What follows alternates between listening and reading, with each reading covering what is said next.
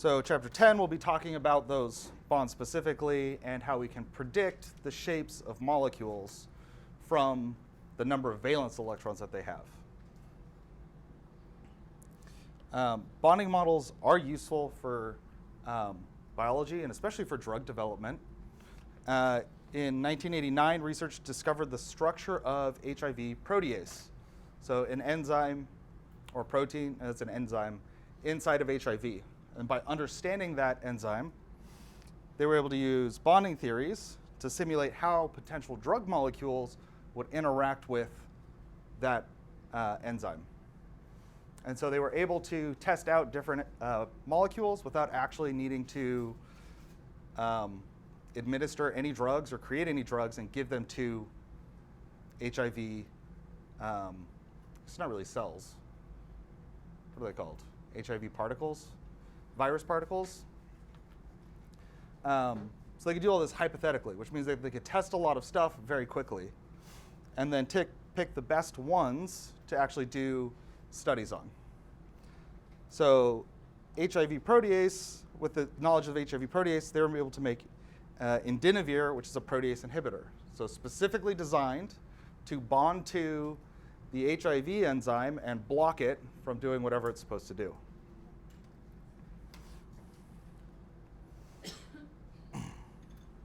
So bonding theories predict how atoms bond together to form molecules. They predict what combinations of atoms form compounds and what combinations do not form compounds. Because there's some stuff that's never going to form, other stuff that's going to form very readily. And they also explain the shapes of molecules, which determines a lot of the physical and chemical properties.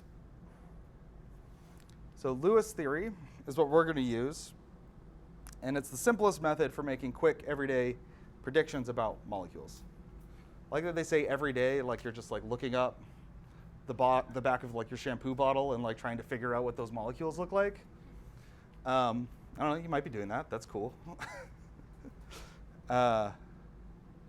Anyways, so Lewis theory, we're only concerned with the valence electrons of atoms. So when we're looking at the periodic table, we're going to use the group number to figure out quickly at a glance how many valence electrons an element should have. And then we'll draw those valence electrons as dots around the symbol for that atom. And that is the Lewis structure, or sometimes called a dot structure, or together a Lewis dot structure. So, like it says here, right, main groups tell us the number of valence electrons except for helium, which has 2. Because there's always exceptions. So for oxygen, we're at O, because that's the chemical symbol for oxygen. How many valence electrons does oxygen have?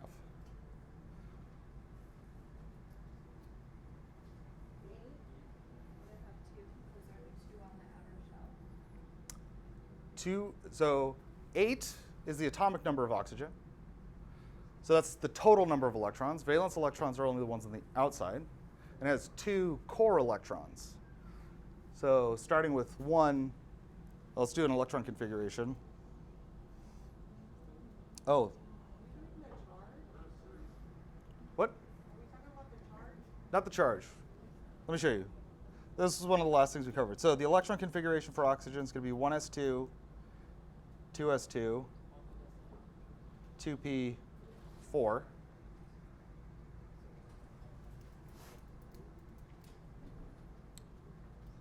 So from the electron configurations, also from the periodic table, close.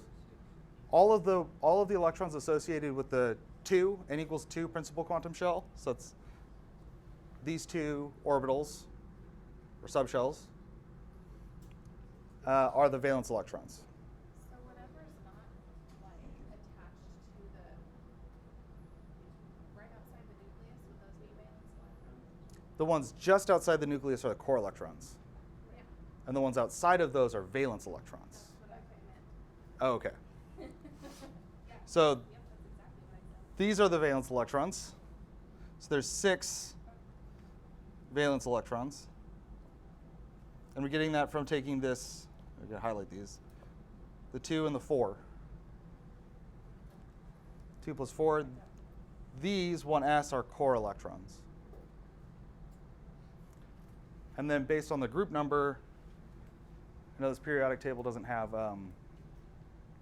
it's in Roman numerals. You can also take the 13, so it's like 13, 14, 15, 16, subtract 10 from those, and it's 3a, 4a, 5a, 6a, so oxygen's in 6a, so it has 6 valence electrons. So same as here. And then when you're drawing Lewis dot structures, draw oxygen, and then we'll place the 6 electrons around it, one at a time. 3, 4, 5, 6. And that O it's an O for oxygen, not a circle for the nucleus. So in the Lewis structure, you're only drawing dots for the valence electrons. Yes. Only dots for valence electrons. And then is it like similar to how you're writing those out, like you do like one around and then you add one to each? Yep. As So you, you go? one at a time, and then you start pairing them up. Okay. And you don't have to draw them. So I've drawn them essentially like there's 4 sides of a box or 4 sides of a square. And so I draw 2, up to 2 on each side of that square. You don't have to do that, but it does make things easier. All right, so those are valence electrons. So each dot represents 1 valence electron, maximum of 2 per side. And then, again, like I said, the exact location is not critical, but it helps to fill in singly first and then pair them. And then you don't have to worry about mastering chemistry homework. So then atoms with 8 valence electrons are particularly stable. That's the octet. So if you have 8 dots, then you have an octet, or 8 valence electrons. Yeah. Room for hydrogen and helium just 2? Yes. For hydrogen and helium, they only need 2. Did we get rid of that smell? Can we close these? Better. Hold on. Can you close it, Jose? Alan, can you get that one?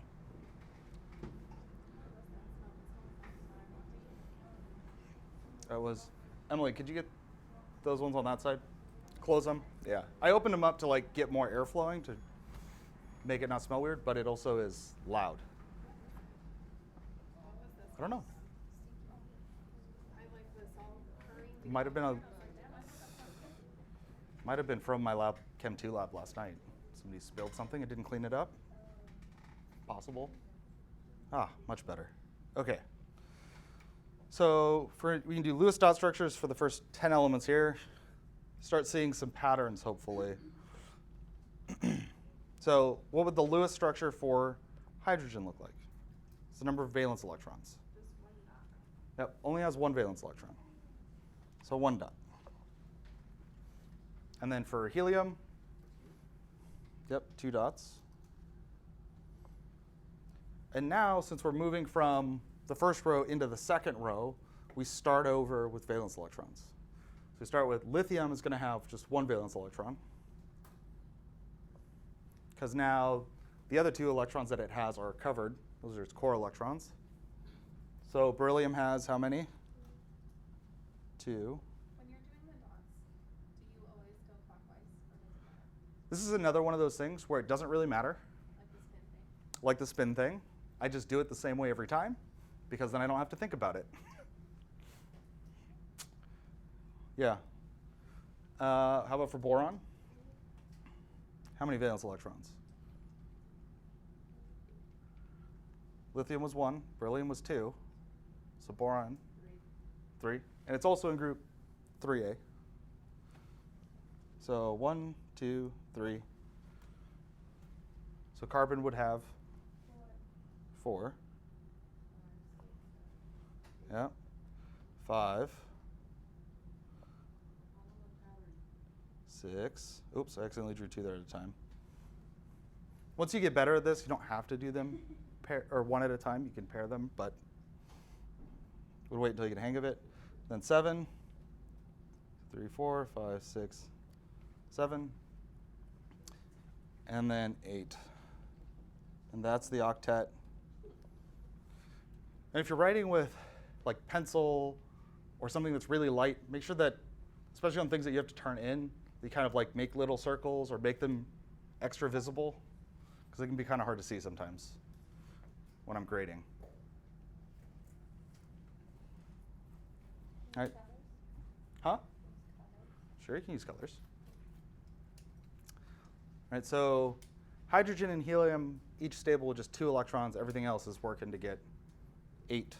Actually, lithium and beryllium will lose electrons, but pretty much everything else is working to get 8. We'll talk about some of the exceptions. There aren't many. So for Lewis theory, when we try to put these things together and try to form compounds or figure out what compounds are going to look like, we're going to be really modeling how the atoms are sharing or transferring electrons. And this is going to parallel with nomenclature.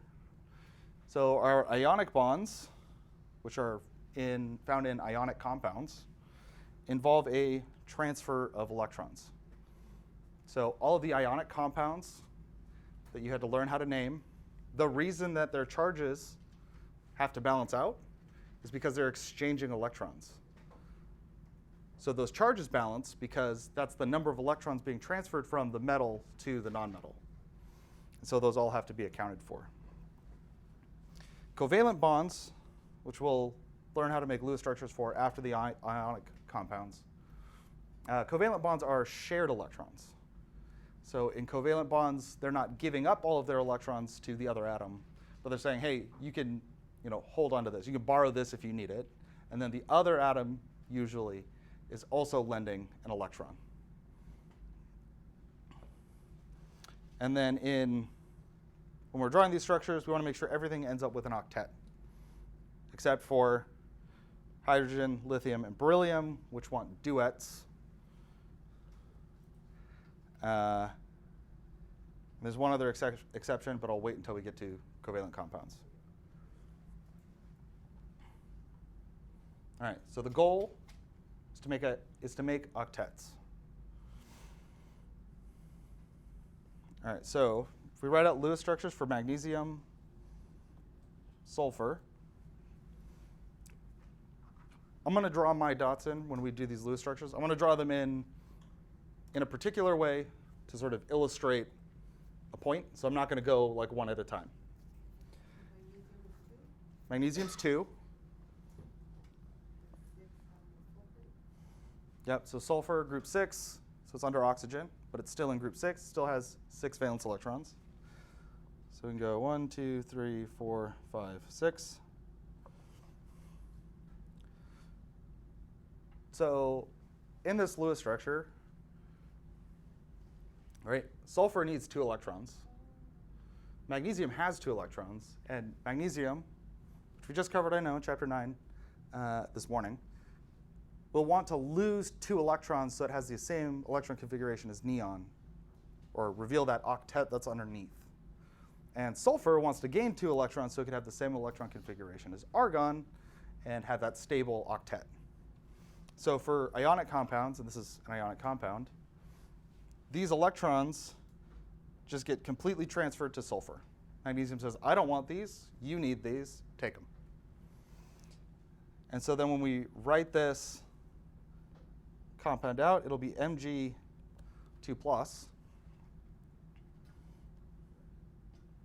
And S, now with an octet, 2-. I actually think that these are, let me do it this way, because I think it's supposed to be this. So the brackets just kind of help make sure you know that everything inside of the brackets that has a 2- charge.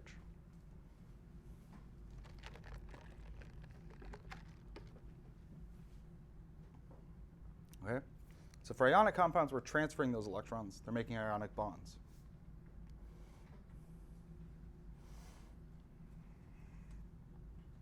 Good so far. So metals bonding with nonmetals transfer those electrons. The metal becomes a cation, which is why we wrote the 2 plus. The nonmetal becomes an anion, hence the 2 minus. Positive charge, negative charge. So in Lewis theory, we're representing this like I did with those electrons being completely transferred from the metal to the nonmetal. Move those dots.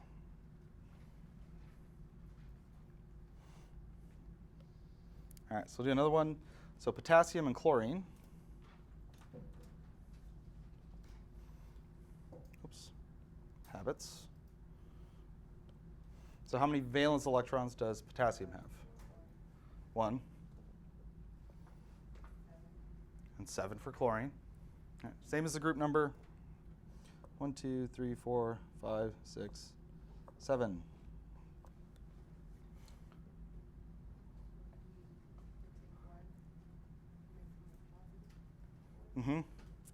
So we can take potassium's 1 electron.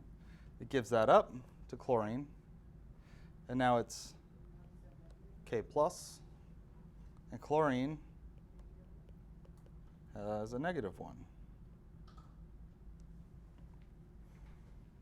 good at this, but when it comes to tests, it doesn't, I don't write it down on the paper.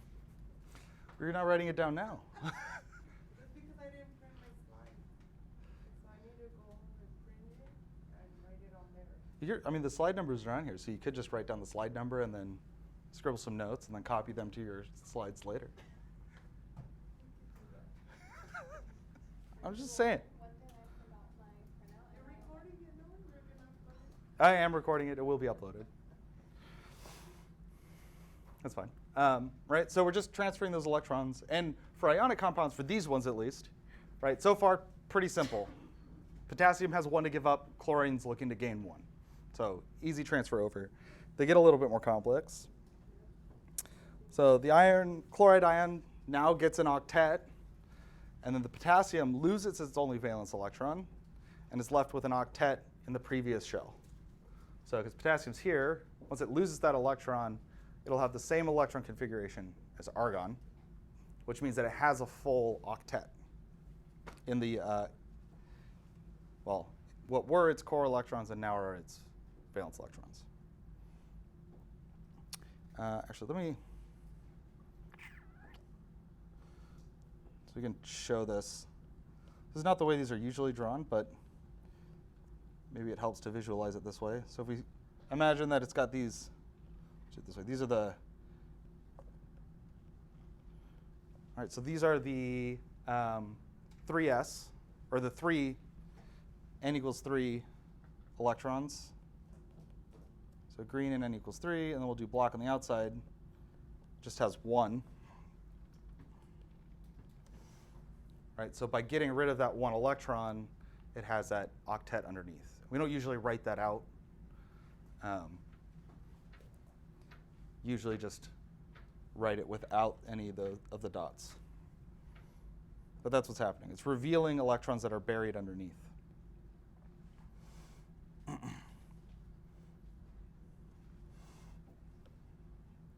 right, so now I got sodium and bromine. Sodium 1. Bromine. 17. Not 17. It'll be between 1 and 8.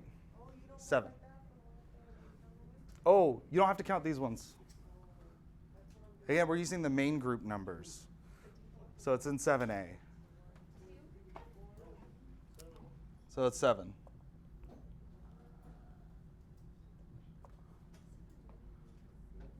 So it has the same number of valence electrons as chlorine. And chlorine has the same number as fluorine. Everything in a column will have the same number of valence electrons. All of those have 7? So if we transfer this 1 electron over, then we get Na plus, Br minus. So all of these compounds, and this is a bit of an aside, but I'd like to teach the chemistry starting with like chapter 9. Intro to General Chemistry. Start with Chapter 9. Let's talk about why things do things. That would make more sense. How are we gonna? Is that why we did the homework early? The Chapter 9 homework early? Oh no, chapter 16. Why do we do That's chapter 16? partly there because it fits nicely with that chapter, yeah. What happens if they're both If they're both what? for example, carbon and silicon? Well, in that case, they're not going to form an ionic bond. In that case, there would be covalent bonds happening, and we'll get to those. So we'll get some situations like that. But yeah, good question. Yeah. If they have the same amount, then they don't react. In general. I mean, according to Lewis theory, there'd be no reason for them to react. At least ionically. We'll go over more examples. That happens with covalent bonds and covalent molecular compounds, where things are sharing electrons. For the ionic compounds, we don't have a huge set of ionic compounds to work with because we're limited to really these two groups, and then boron, aluminum, and gallium is kind of all we're going to do in terms of ionic compounds. This is just setting the stage for the molecular compounds, which we're going to do next. Okay. So this also predicts the correct formula for more complicated ionic compounds. So you have something like barium fluoride. We have barium, and we have two fluorine atoms. So how many electrons does barium have? 2.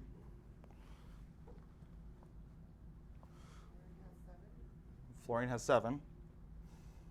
So 1, 2, 3, 4, 5, 6, 7. 2, 3, 4, 5, 6, 7. A total of for the fluorines. So then if barium gives up 1 electron to each fluorine, Not barium. be 2 plus. And then there'll be 1 minus on each. And then it would be 1 minus on each, or we can write those, again, using these brackets. So now there's 2 fluorines, or fluorides now, because they're ions. And so, yeah, just put the 2 outside the brackets. So you just switch it like the 2 plus is a minus, since the minus belongs to barium, and the 2 plus belongs to fluorine? You're talking like the reverse crisscross? Kind of. It does end up working out like that. I wonder if I like a short switch, but then Yeah, then they go poof. They dissolve with oxygen when you add the water. Do you have another question in the back? Sekio, do you have another question? Yeah, so that would be 3 octets then, or It'll be what? I don't know how you say Oh, 3 octets? Yeah. Yeah, so we would end up giving, everything here now has an octet. So 3 things, yeah, each has an octet. So the ones, so like the 2 that barium has on the outside, those are just extra from barium's octet that it wants to get rid of. They're, yeah, in terms of like wanting to have the octet underneath, yeah, they're extra. Okay. So it says get rid of those so I can be stable at this octet. Yeah. If an element is depicted in Lewis like dot structure thing with no dots around it, that the assumption is that it has the outer shell of the previous layer, right? Or the group above, for the period above noble gas. And it should be written with a charge. Yeah. Yeah. there's no balancing in this, right? Well, the balancing is kind of built in, Oh, okay. right? Because we're trying to get, the balance here is that we're getting to an octet. And so barium can lose 2, and that sort of balances everything out because now these charges are still balanced. This is 2 plus, and now we have 2 1 minus charges. You guys have so many questions about this. You couldn't It's great. put 2 just to 1 fluoride? Well, then that 1 fluoride would have too many electrons. It would have more than an octet.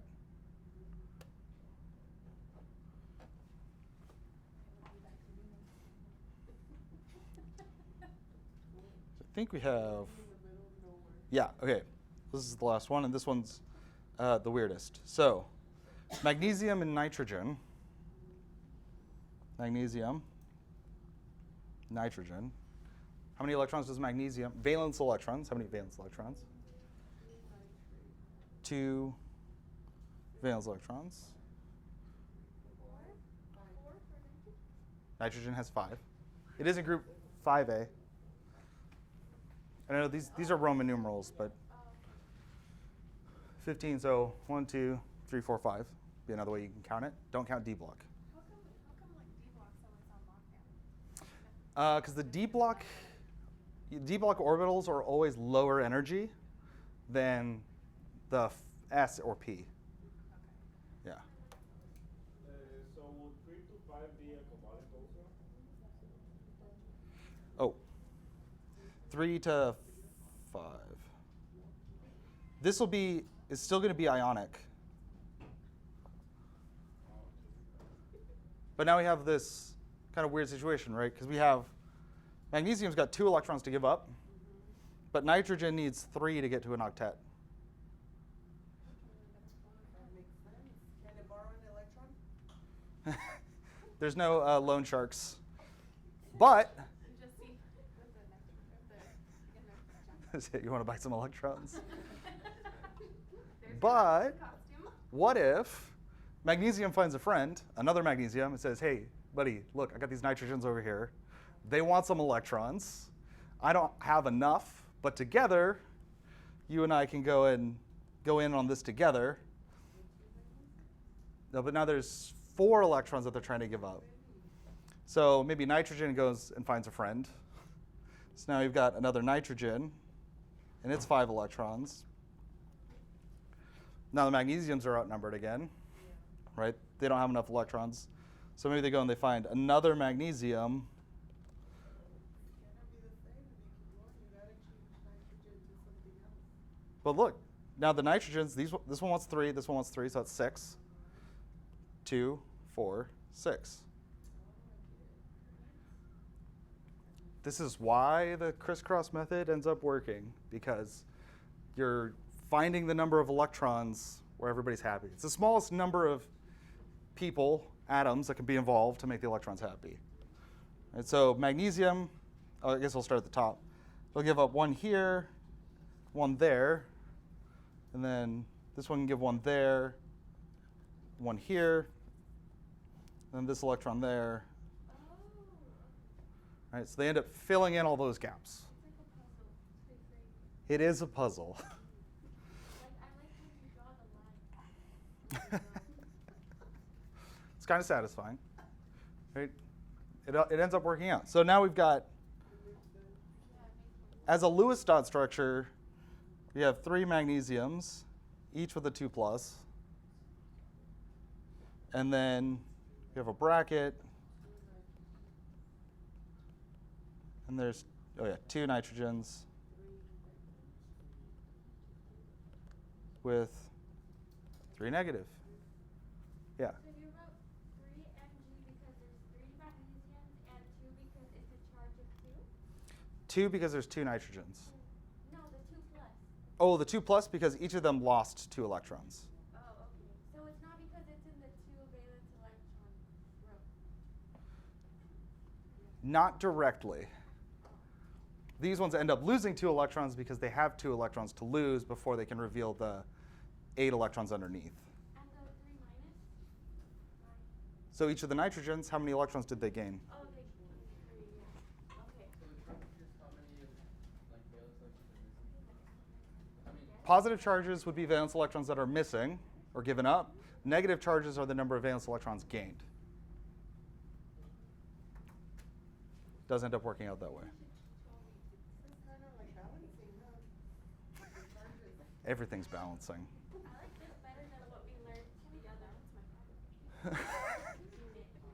Okay, so those are ionic compounds. We're just swapping electrons over. Ionic compounds are a little bit easier than covalent compounds. Because in covalent compounds, now it's not magnesium giving up electrons to nitrogens, and you just have to figure out how many you need. Right? How big does the buying pool have to be? for covalent compounds, they're sharing electrons. And there's some ways that you can make this easier, some tips and tricks to follow.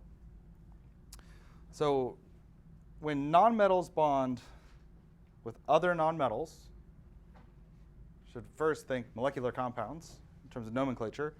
But a molecular compound is the result. And in molecular compounds, they have covalent bonds, so just sharing electrons. And so they're sharing some of their valence electrons with other atoms to gain octets. So throughout the Lewis structure for hydrogen, the Lewis structure for oxygen. Right? Hydrogen has one valence electron. Oxygen has how many? 6. 3, 4, 5, 6. But now it needs 2, huh? It needs 2. So one more hydrogen? So add another hydrogen. But now instead of hydrogen just giving up its electron, it wants something out of the deal too, because it also wants to have a duet.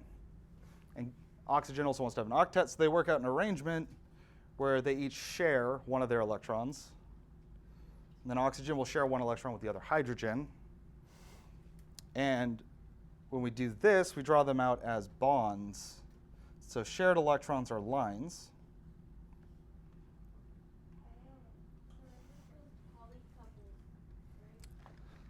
Well, you're thinking of a polycule, which, yeah, molecule. No, like there's people that can have multiple like atoms and they don't share. No, I wasn't joking. It's called a polycule. It's called poly. Polycule, yeah. Like a polymer. Yeah. Which sounds like molecule. Okay. so- yeah. Only if there's 3 people. This is not the point. Okay, so right, these lines represent 2 electrons each because it's 1 electron shared from hydrogen, 1 electron shared from oxygen. And then now both of those electrons count towards each of their octets, or in hydrogen's case, duet. So if we want to count the number of electrons around hydrogen, it's this, which is 2 electrons.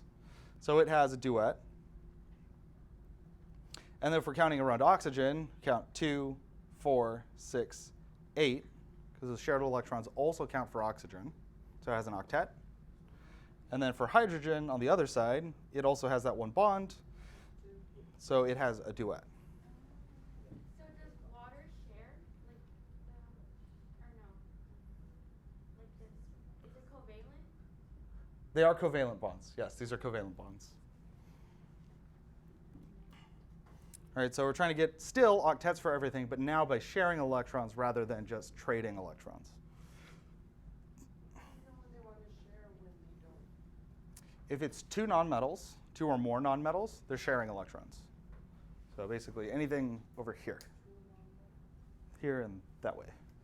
If it's a metal and a nonmetal, then they're ionic bonds, which is just like ionic compounds, which is a metal and a nonmetal, and molecular compounds, which are 2 or more nonmetals.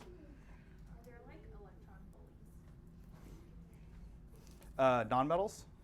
They're electron bullies. Yeah. They beat up the well, it's not really so violent as all that because the metals want to give them up anyway. That's what they say. That's what the nonmetals say, yeah. You've already got too many. Can we see the one for water again? I'll put it farther up. Thank you. All right, so I already showed you a bonding pair, but that's electrons that are shared to form a bond, right? Because what happens here is that hydrogen now can't leave with those 2 electrons because oxygen will be like, hey, one of those is mine. I need it to stay around here. The oxygen can't leave with hydrogen's electron for the same reason, right? They have to stay close to maintain those shared electrons. So our bonding pairs are those shared electrons that keep them together, keep them bonded.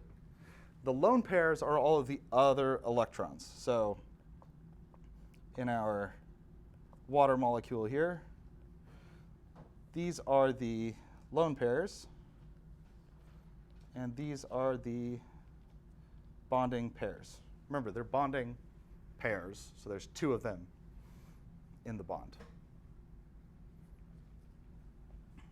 You will see if you Google how to do Lewis dot structures, if you're looking for more videos on YouTube or something, sometimes they'll draw the bonding electrons just really close or sandwiched between the two atoms that are sharing them. I don't like that method, or I think even sometimes people will do this.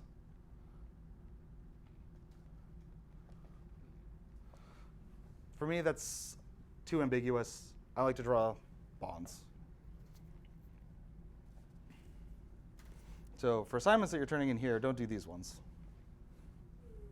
But they mean the same thing as this. Alrighty. So this explains the Brinkelhoff compounds, or the Brinkelhoff elements. Br, In, Cl, H, O, and F, which are all diatomic. So in terms of compounds that have the same number of valence electrons, if we do something like bromine, all right, how many valence electrons does each bromine have? 7. 1, 2, 3, 4, 5, 6, 7. 1, 2, 3, 4, 5, 6, 7. So with 7 electrons each, they only need one more. So if each bromine pitches in and shares 1 electron, then they can each have 8.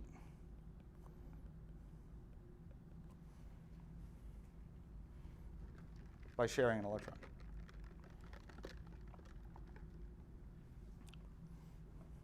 So all of the halogens, so fluorine, chlorine, bromine, and iodine.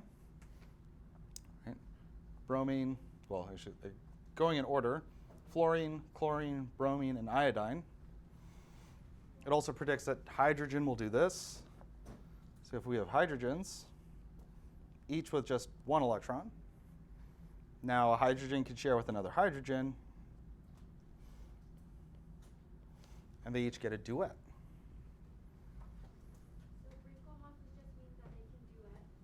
Brinkelhoff means that they are diatomic. So that they exist in nature as Br2. Right? There's 2 of them bound together. And this is why they bind, or why they're bound, because they can share those electrons and have either duet for hydrogen or octets for the rest of them. So all of the halogens share electrons? Mm-hmm.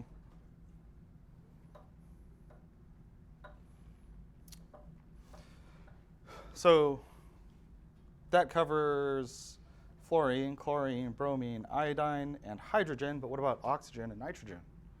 So oxygen and nitrogen are also diatomic, but they do something slightly different. So if we consider oxygen,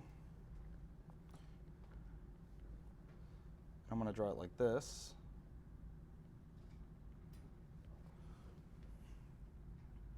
All right, so oxygen has 6 valence electrons. And so each of them needs 2 more electrons. So they can share not just 1 electron each, but 2 electrons each. So if they take these, take these, put those together, now instead of having 1 bond between them, they have 2, because every bond is made up of 2 electrons. So 4 electrons are being shared. So we get oxygen with a double bond to another oxygen. And so each of those lines counts as 2 electrons, so it's 4 in that double bond. And we can count all 4 of those electrons for either oxygen.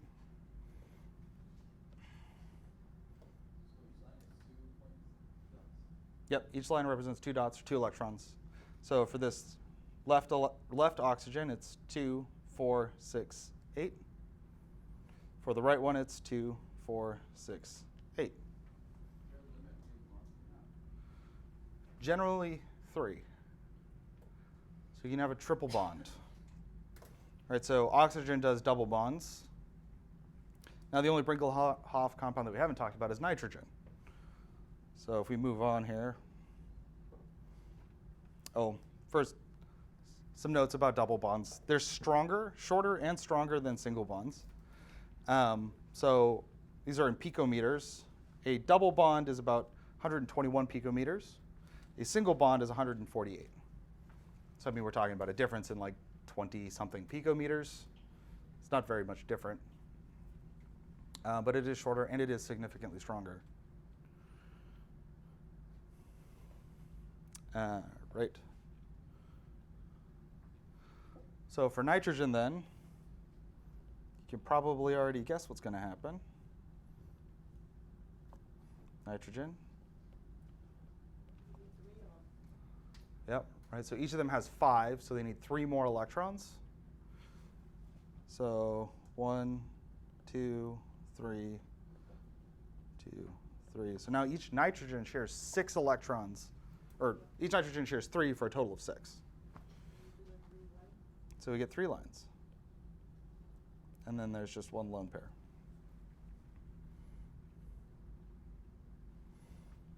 So when we're counting these, that's 2, 4, 6, 8. So dots count as 1, lines count as 2. And bonds count for the element on either side of the bond.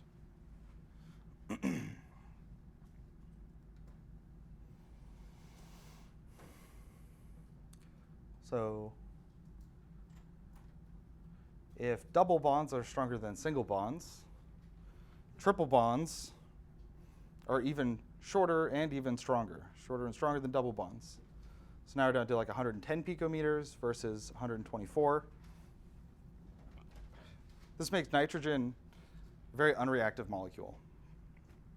In fact, as you probably know, nitrates are very important for fertilizer. And we could not grow the amount of food that we do without some way to make all of that fertilizer. And way back, they didn't have a way to do that. It was actually Fritz Haber, who was a German scientist. He did a great thing by figuring out how to break this triple bond in dinitrogen, because 70% of the air is nitrogen. So if we could collect that, break the bond, and make other molecules out of it into fertilizer, well, you could feed everybody.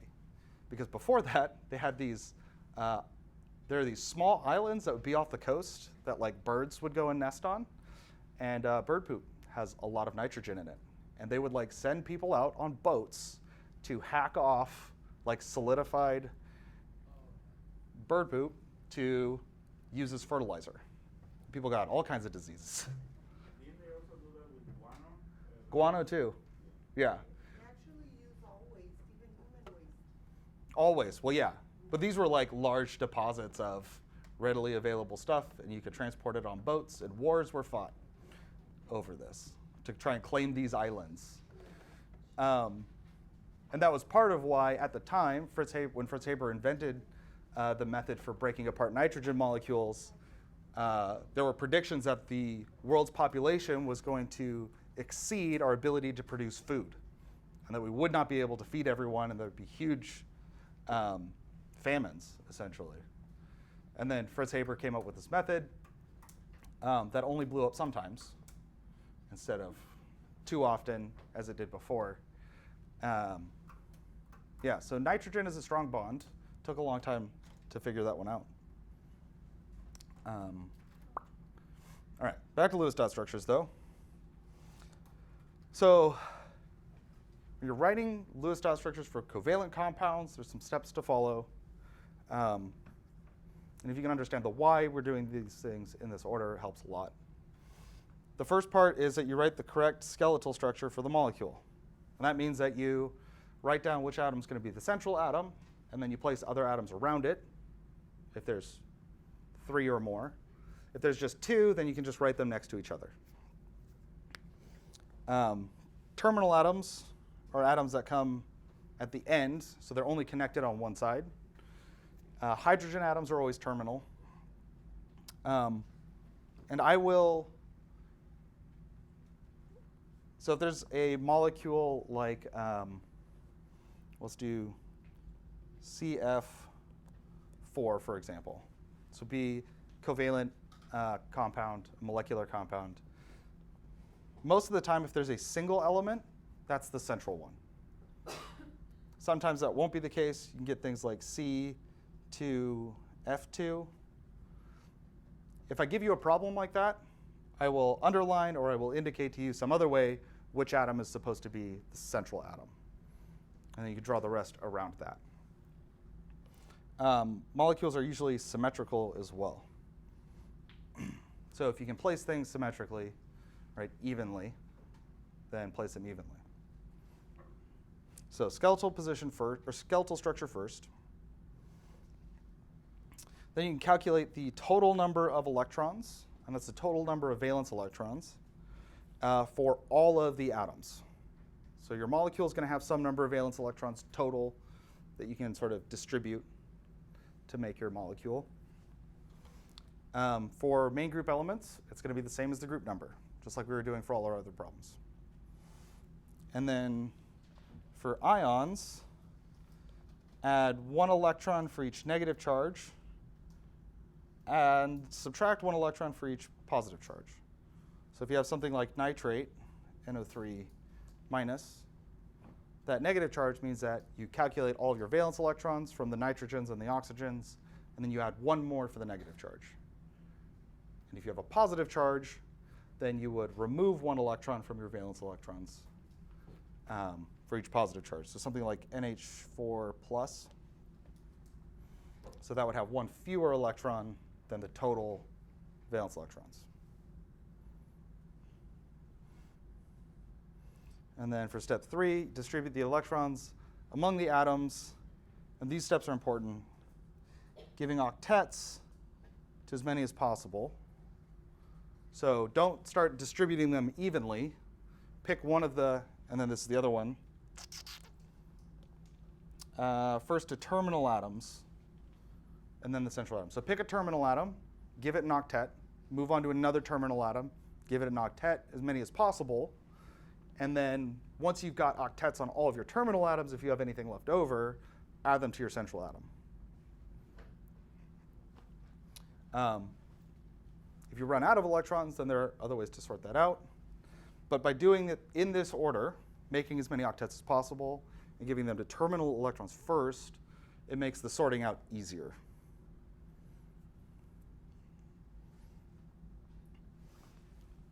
And that last sorting out part is forming double or triple bonds to give everything an octet, or if it's hydrogen, just to do it. And then you do that by moving lone pair electrons from your terminal atoms to the ones that need it, or in between the ones that need it. You know that you did a triple bond for the nitrogen? Yeah. Would that be also for the phosphate, the AS, like going down that, all of those down that row? Would we do the same thing?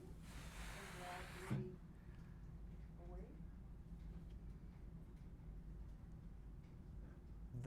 Okay, so I'll say this. They don't do that. Your thinking is right, though, and that's a great question. Why don't they do that? I think they don't do that because they're solids. So at room temperature, they already exist as a block of it. And they're doing that, but sort of distributed amongst a lot of different atoms. Things like nitrogen, well, all the red are gases.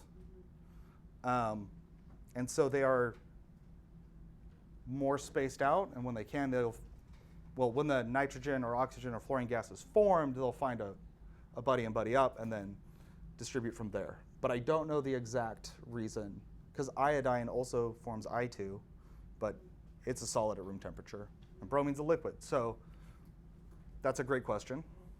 I'm definitely going to look that up later. Well, we probably won't get that question then. Not like that, no. If you did get that being said, if I told you that you have the compound S2, and you write sulfur, and then you do 1, 2, 3, 4, 5, 6, 1, 2, 3, 4, 5, 6, then yeah, they would form Yeah, double bond, just like oxygen would. And that would give them octets. So that does work out the same. They don't exist as diatomics like the other ones. Yeah. Well, there would be a time where we have like an odd number of electrons. More specifically, that's not on the exam, right? Not in this class. The almost odd numbers of electrons are called radicals. And they're a whole different weird type of chemistry. I know very little about radicals. I'm going to keep it that way. Unless I teach organic, and then I'll learn more. When it's double and triple, will it always be the same element? Or can you? No. And so, yeah, let's move on and do some examples now of this. Right, so this is exactly what you're going to be doing on the Lewis dot worksheet. And so we'll grab those, and I'll print those next week, and we'll go over those in class too. All right, so writing the Lewis structure for carbon monoxide. So the first step is to write the skeletal structure. So it's going to be, zoomed in real fast there, carbon and oxygen. And now, this is a little bit out of order from the rest of the stuff, but it'll be okay. So we need to have at least one bond between everything, because otherwise it's not going to be a molecule. So between carbon and oxygen, we can draw one bond. And we'll account for that later. So now we're going to calculate the number of valence electrons. So for carbon, we have 4 electrons. And for oxygen, 6 electrons. So that total, we just add those up. And you can do this similar to calculating molecular weights, right, where you multiply by the number of the type of atom. So if we had more oxygen atoms, we would multiply by however many we have. But for here, we just have one of each, so that's 10 electrons. And so on the Lewis dot structure worksheet, there's a spot for VE, which is valence electrons, and then you write in your number of bonding electrons. So that means the number of bonds, or number of electrons we already used for bonds. So here we have one bond that we drew in, so we subtract out 2 electrons. So write this in, subtract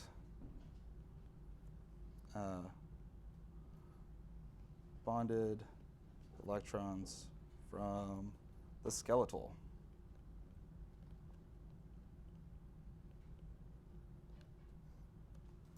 So that means that we have 8 remaining electrons. And there's another spot for that on the Lewis dot structure worksheet. So it's going to ask you for valence electrons, VE, bonding electrons, BE, and remaining electrons, RE.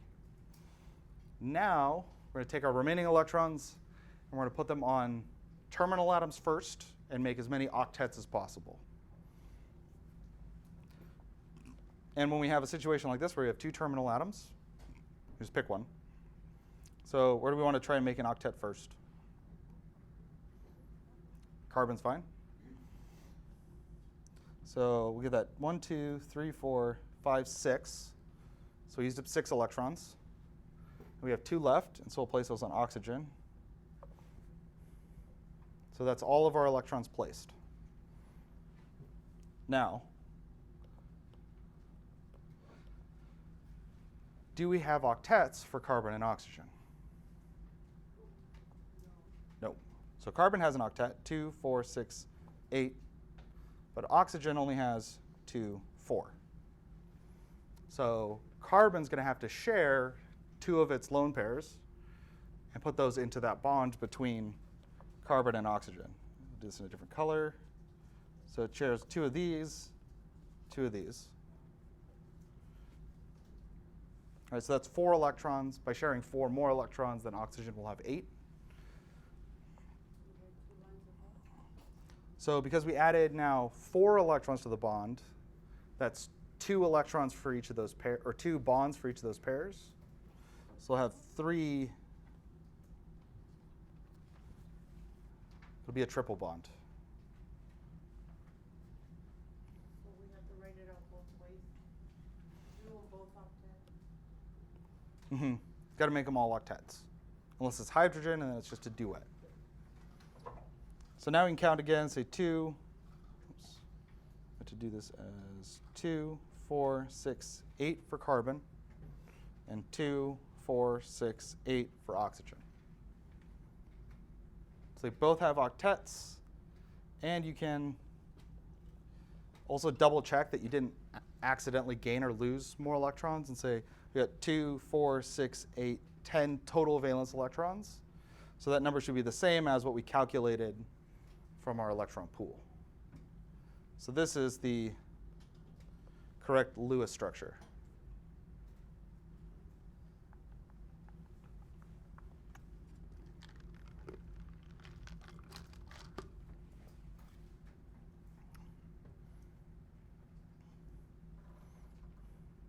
Any questions so far? This is another one where as you're doing these problems, as you're practicing these, or studying these, it'll help you like write out the steps that you're doing while you're doing them. So more complicated molecule here. And this is the kind of thing where I would tell you that carbon is the central atom. Generally, carbon, when it's with hydrogen or oxygen, carbon's going to be the central atom.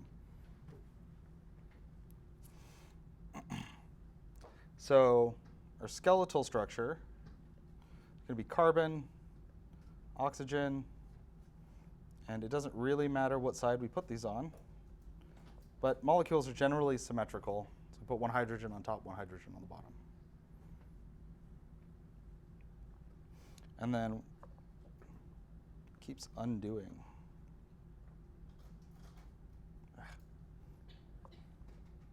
Then we'll put one bond between each of those.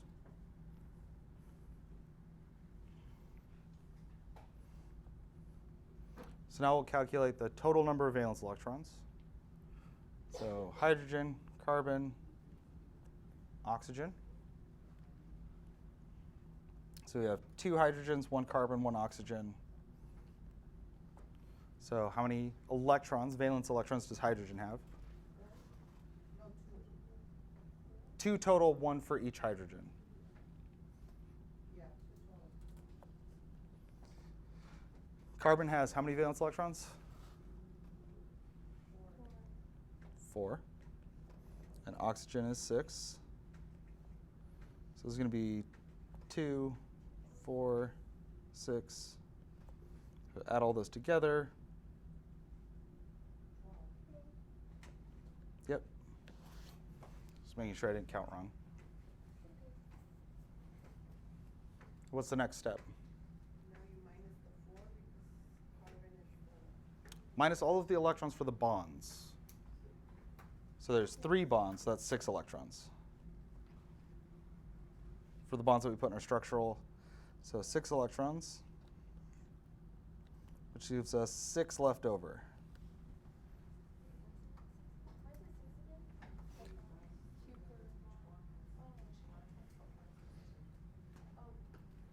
Yep. Okay, so now where should we put these 6 electrons that we have left?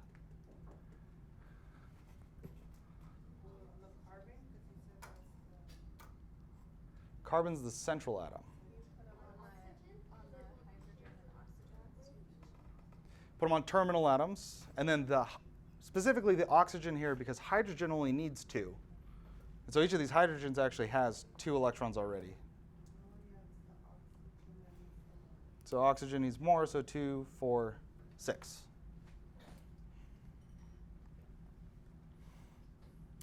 So place your 6 electrons. Now, does everything have the number of electrons that it wants? It does not. Carbon's got just 6 electrons. So because carbon only has 6, right, 2, 4, 6, oxygen can share another pair of electrons with carbon. So we can take these electrons, or one of these pairs, doesn't matter which one, share it in there. And then I'll write it over here. So now it's carbon with a double bond to oxygen, single bonds to hydrogens, and 2 lone pairs on oxygen.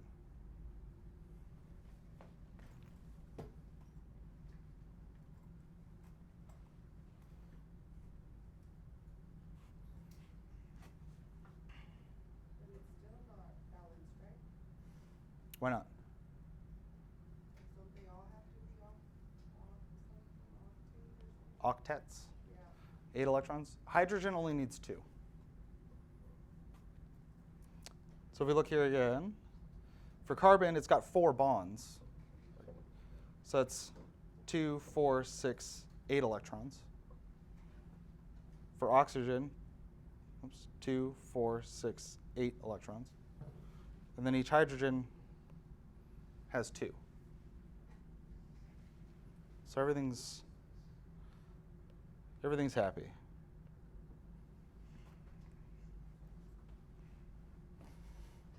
why does hydrogen only need 2? It's trying to reach. Because it's trying to get to helium, Yeah. and so it only needs 1 more electron. Oh. Yeah, because there's nothing else between hydrogen and helium.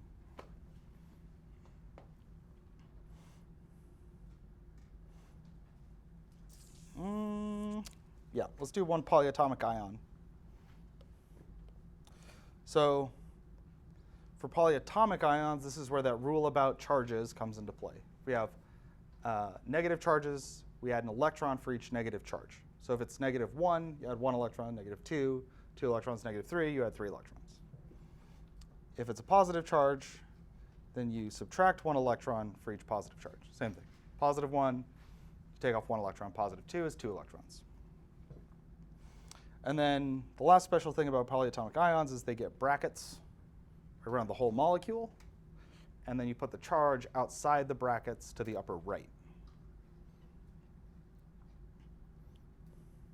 Other than that, it is the same. So we have cyanide. So the skeletal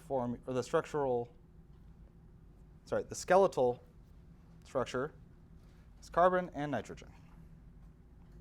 1 bond between them.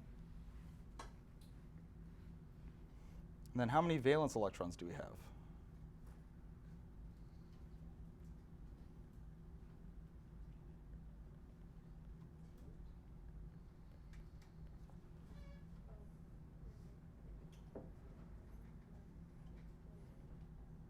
Carbon has 4, nitrogen has 5. And then we have a 1- charge. Well, we don't do the adding and all that good stuff? We do, but we need to include this 1 electron from the 1- charge. So now we add it, and it's 10 electrons. Because the Cn up here in the question has a minus on it.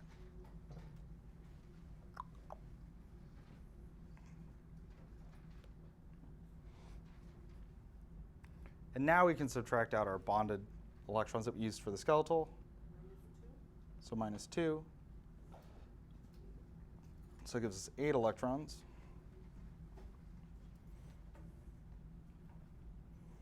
And then we place on a terminal atom, so they're both terminal.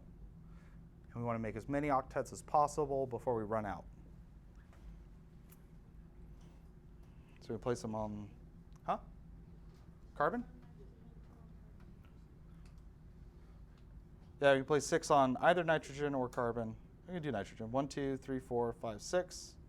And then 2 on carbon. So that's 7, 8. So that's all of the remaining valence electrons that we had. It doesn't matter if you put on one or the other? When there's just 2 of them, it doesn't matter. Why wouldn't she put, You could put the 6 on carbon and 2 on nitrogen. All right, so now how many valence electrons does carbon have? 4. Just 4. Nitrogen has 8, so how do we fix that? Sharing. Sharing is carrying. So if we share just 2, does that give carbon an octet? No. Not yet. So we share 2 more.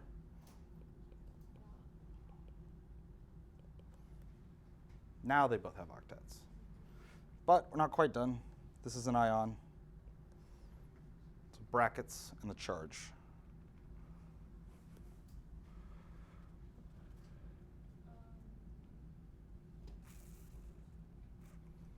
I guess it's a little bit confusing because now we're not thinking of, okay, carbon needs 4